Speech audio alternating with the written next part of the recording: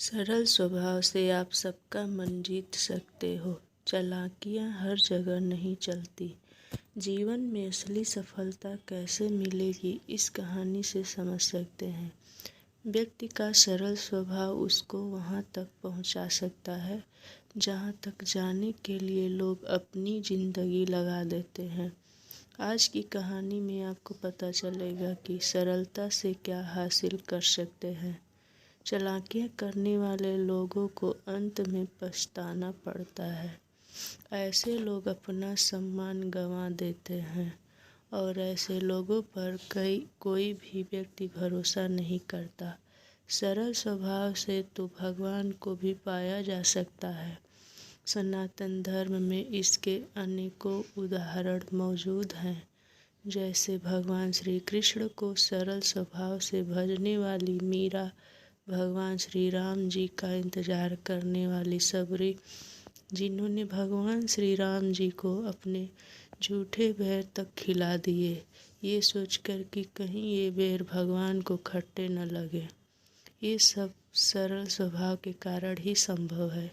जिन प्रभु को पाने के लिए ऋषि मुनि सालों तक तपस्या करते हैं, उन्हें एक साल स्वभाव की भोली सबरी ने अपने सरल स्वभाव से बिना तप के प्राप्त कर लिया। और यही बात श्री रामायण जी में एक चौपाई के माध्यम से बताई गई है। चौपाई में लिखा है जैसे कि निर्मल मन जन सो मोहि पावा, मोहि कपट छल छिद्र न भावा, भेद लेन पठवा 10 सीसा तब हूँ, न कछु भय हानि कपीसा। भावार्थ है, जो मनुष्य निर्मल मन का होता है वही मुझे पाता है। मुझे कपट और छल छिद्र नहीं सुहाते।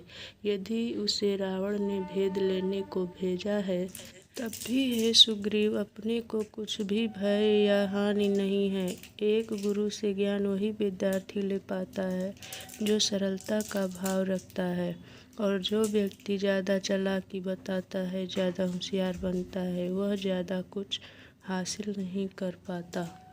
दोस्तों, बहुत समय पहले एक गांव में एक पंडित परिवार रहा करता था। उस परिवार में 4 सदस्य थे, माता पिता और 2 लड़के। उनका जो सबसे छोटा लड़का था, उसका नाम गणेश था। छोटा लड़का जो था, उसका स्वभाव बहुत ही सरल था और वह बचपन से ही भगवान को अपने साथी की तरह मानता था। वह पंडित परिवार थोड़ा गरीब था, लेकिन जो गणेश था उसको बहुत ज़्यादा भूख लगती थी। कभी कभी तो वह 4 सदस्य का खाना अकेले ही खा जाता था।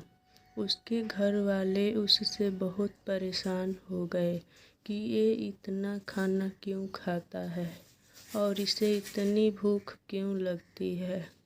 एक दिन उसके घर पर एक साधु आए तो गणेश के परिवार वालों ने उनको सब बात बताई। तो साधु जी ने बोला कि इसे मेरे साथ आश्रम भेज दो। ये वहाँ पर साधुओं की सेवा भी कर लेगा और वहाँ अच्छे से भोजन भी कर लेगा। साधु जी की बात मानकर गणेश को उनके साथ भेज दिया। अब रास्ते में गणेश को फिर भूख लग गई तो साधु जी ने उन्हें खाना निकाल कर दे दिया। देखते ही देखते गणेश सारा भोजन खा गया। साधु जी ने पूछा कि तुम इतना खाना क्यों खाते हो?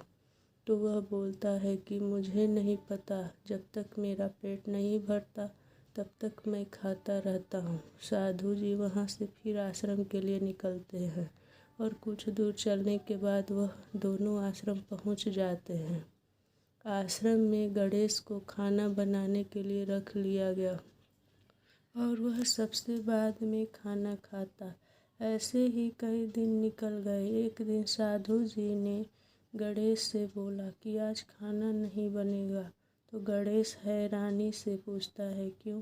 साधु जी बोलते हैं कि आज रामनवमी है और इस आश्रम का नियम है कि यहाँ पर सभी लोग इस व्रत को करते हैं, तो हम सब रामनवमी का व्रत करेंगे, इसलिए हम सब लोग खाना नहीं खाएंगे, तो खाना बनेगा भी नहीं। गणेश जी साधु जी से बोलता है कि मैं तो भूखा नहीं रह पाऊँगा।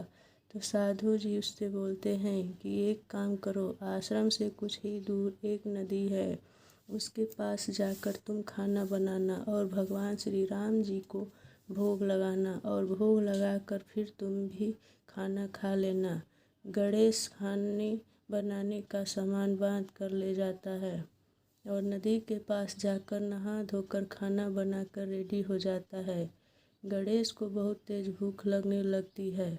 वह खाना खाने ही वाला था कि उसे साधु जी की बात याद आ जाती है कि पहले भगवान श्री राम जी को भोग लगाना है। अब वह भगवान को भोग लगाने लगता है और बोलता है, हे भगवान राम जी आइए और भोग लगाइए।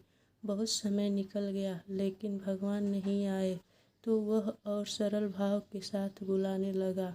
तो भगवान माता सीता से बोलते हैं कि ये कितना भोला भक्त है, चलो इस भक्त से मिलकर आते हैं।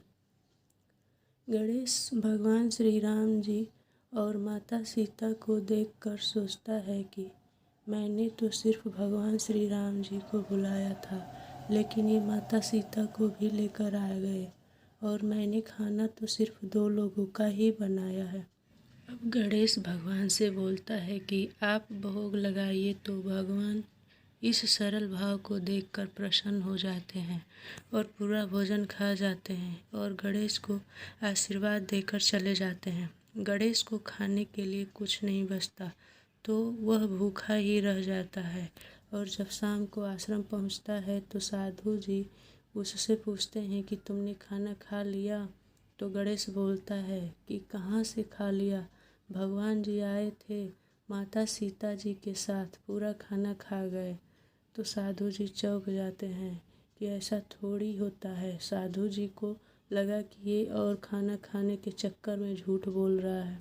तो साधु जी गणेश से बोलते हैं कोई बात नहीं और उसे सोने के लिए बोल देते हैं। 1 साल बाद जब दोबारा से रामनवमी आती है तो इस बार भी सब व्रत रखते हैं और गणेश नदी के पास जाने की तैयारी करने लगता है, लेकिन वह इस बार ज़्यादा खाना रख कर ले जाता है ताकि उसके लिए खाना बच जाए। इस बार जब वह खाना तैयार करके भगवान को भोग लगाने बुलाता है तो भगवान के साथ माता सीता और लक्ष्मण जी भी आते हैं।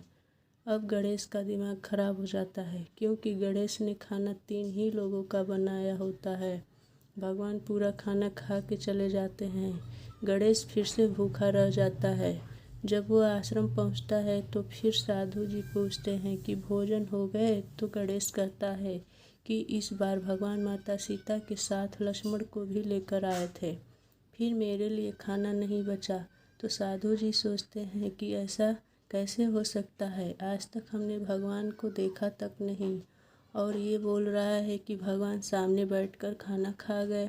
साधु जी को गणेश की बात पर यकीन नहीं हो रहा था, तो उन्होंने सोचा कि इस बात का पता लगाया जाए। साधु जी कुछ दिन बाद गणेश को फिर भगवान को भोग लगाने नदी के पास भेजते हैं, तो वह जाता है और फिर खाना तैयार करता है और भगवान को भोग लगाने बुलाता है, लेकिन उसे यह पता नहीं रहता है कि साधु जी दूर से उसे देख रहे होते हैं। कुछ समय हो जाता है, फिर भगवान श्री राम जी माता सीता के साथ साथ लक्ष्मण जी और हनुमान जी को भी अपने भक्त के पास आते हैं।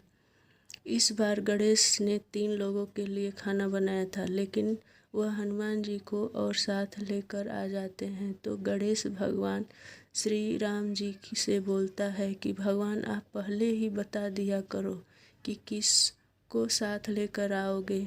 आप सारा भोजन खा जाते हो और मैं भूखा ही रह जाता हूँ। गणेश के इस भोलेपन से भगवान प्रसन्न हो जाते हैं और यह सब देखकर साधु जी भी दंग रह गए और गणेश से बोलते हैं कि जिन प्रभु को पाने के लिए हम सालों तपस्या करते हैं, हमें तब भी दर्शन नहीं हो पाए, लेकिन तुम्हारे भोलेपन और सरल स्वभाव से भगवान को स्वयं भोग लगाने आना पड़ा।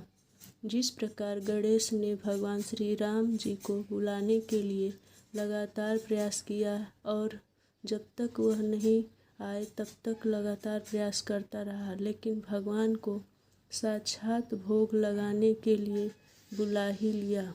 अपने सरल स्वभाव और लगातार प्रयास के द्वारा उसी तरह हमें भी अपने लक्ष्य के प्रति लगातार प्रयास करना होगा।